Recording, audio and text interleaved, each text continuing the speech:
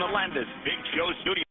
Landis Health now offers comprehensive, affordable health coverage for farmers and others through a nationwide network, including no-cost preventative care. Enrollment is open now for everyone at landishealth.ag. Hey, 11:36. Welcome to the Big Show. Bob Quinn and the Big Show being brought to you right now by the Iowa Agriculture Water Alliance.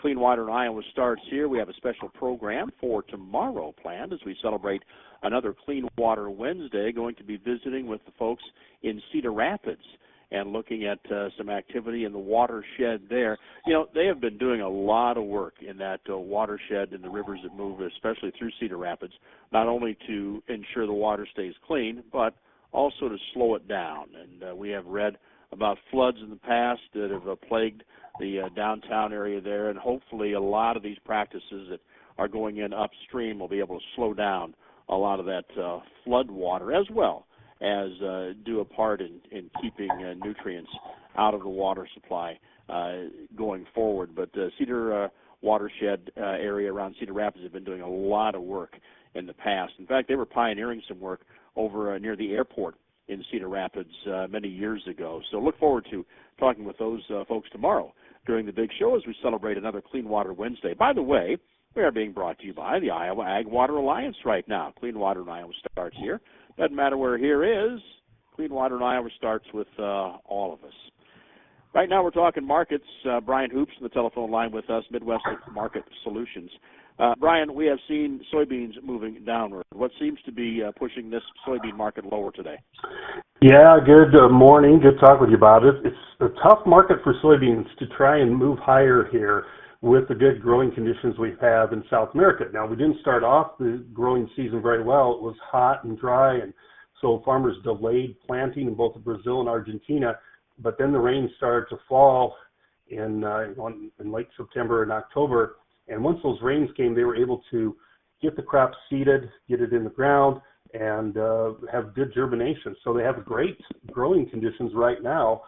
Yesterday's midday model was a little bit drier, but this morning's model confirmed more rain and did not have that dryness in there. So we're right back to seeing pressure against the soybean complex. Expectations are they're going to have a very large crop in Brazil. Could be looking at maybe 6.2 billion bushels of soybeans. Here we grew, we're going to grow 4.6 billion bushels of soybeans. So they're going to outtake us as far as not only production, but also exports. And, I'm very fearful that we've seen to China and to Mexico and to the unknown destination, at some point they could end up being canceled because these purchases that we see at 8 o'clock in the morning are actually hedges. China may be buying that product, but they're not taking delivery until January, February, or March. And if prices do move quite a bit cheaper, they can cancel our purchases, buy from South America at a much cheaper price level for that same delivery period. And we've seen that happen many, many years that has taken place. There's many things in play here, Brian. You mentioned South America, and you kind of hinted there towards Mexico. Now, South America is coming into the Mexican market with not only soybeans and corn, but also beef as well. And they're talking about the logistical advantage they have. Well, you and I both know the U.S. is hooked on to Mexico. We ought to have every logistical advantage possible when talking about shipping products into Mexico. But South America is going after the Mexican market pretty strong right now. Yeah, that's unfortunate because, there's not that many markets that the U.S. is real dominant in any longer.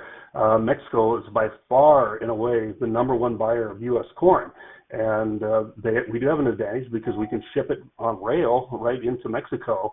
It doesn't have to be shipped on a freight or anything like that, just, right on rail and send it into Mexico. So we have that advantage, and it's important, I think, that we keep that advantage. At this point in time, anyway, we are selling a few soybeans to Mexico, not as much certainly as what we do in corn. A lot of our soybean sales here recently have been to China or to an unknown destination, and a lot of times that is the same thing. Just the destination gets changed at a later date. But corn sales huge. Soybean sales are picking up to Mexico, but it's important that we keep them as a very strong trade partner because, as you mentioned, Argentina is a big exporter of soybean meal. Brazil, and they also export a lot of corn to foreign countries. And for the first time last year in 2024, they exported corn out of Argentina into China for the first time in 15 years. So, yeah, Argentina and Brazil are looking to expand their footprint as far as exports go of corn, soybeans, and meal.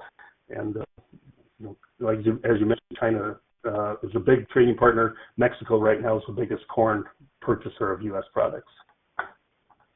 Now, Brian, you got just about a minute left is all, but the elephant in the room right now is what's going on Russia, Ukraine, geopolitical segment of the world we've been watching, but things seem to be, can I say, heating up even more, and that will have a big influence probably on the grain market here the next couple of days. What do you think?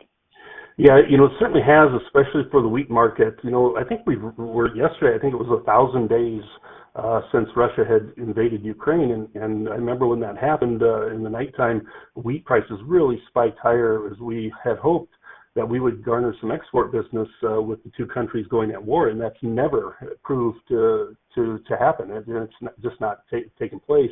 But the wheat market, again, as you can see, stronger today, stronger yesterday, as those tensions do appear to be heating up, but it just doesn't appear that it's going to lead to any export business to us.